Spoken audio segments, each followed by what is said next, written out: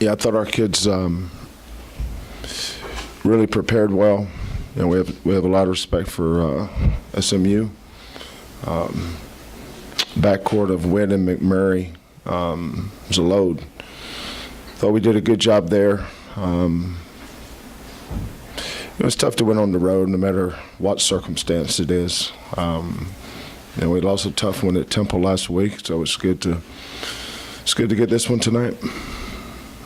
What were the biggest changes when Jere Foster went out of the lineup for SMU? I think he's a dynamic offensive rebounder. I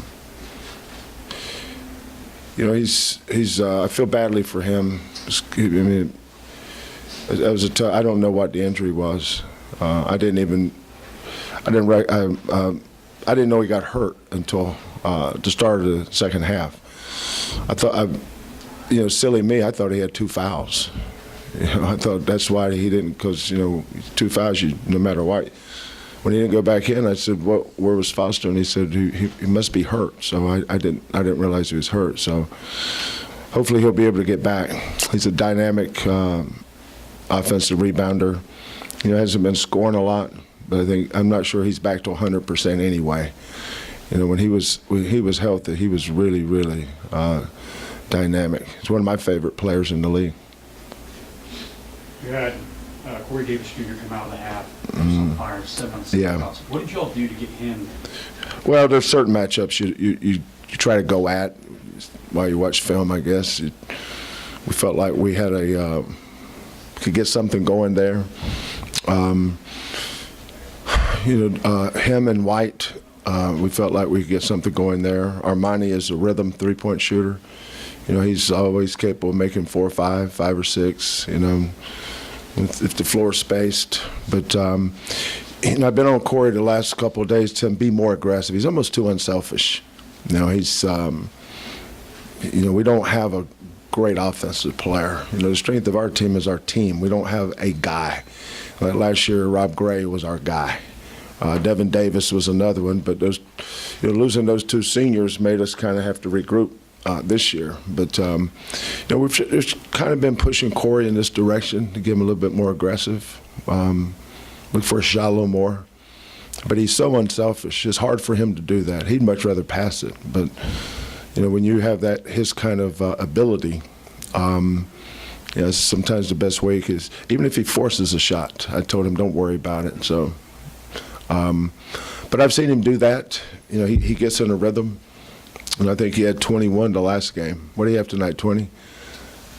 So, he's he can shoot the ball, but he also can score it. And a lot of guys are pretty good at one or the other. He's pretty good at both. Kelvin, what does 600 career wins mean to you? Yeah, I think the thing that I thought about tonight was I wish my mom and dad were alive to see it. That was the only thing I thought about. In the locker room, I had Aaron McGee, who was starter on my Final Four team at Oklahoma, and I had Eddie Hill, who was a starter on my first NCAA tournament team at Washington State, and I had Eric Weary, who played on my first team at Houston. I think being around long enough where your former players become your friends, and knowing the impact you have on their lives. I heard from so many former players today.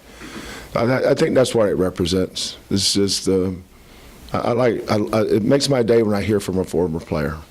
Like, I'm sure I haven't seen my phone, but I'm sure it's blown up with those guys. But they're the reason why. But my dad was a high school coach. Coach at a rural school, didn't have much. Is this something you'll allow yourself to celebrate, or not till the end of the year? End of the year. We got South Florida. They've been playing really good. So we got to go. We've got another road game Saturday. We've got a 4-hour bus ride. We'll get back about 3 in the morning. Our kids got to get up and go to class tomorrow. Everybody's got to go to class. So we won't be popping any champagne bottles, but be popping something else if they don't go to class tomorrow. Anything else? Appreciate you guys. Thank you. Congratulations. Thank you guys. I appreciate it. You got to be careful. saying stuff like that about popping people in today's world, man.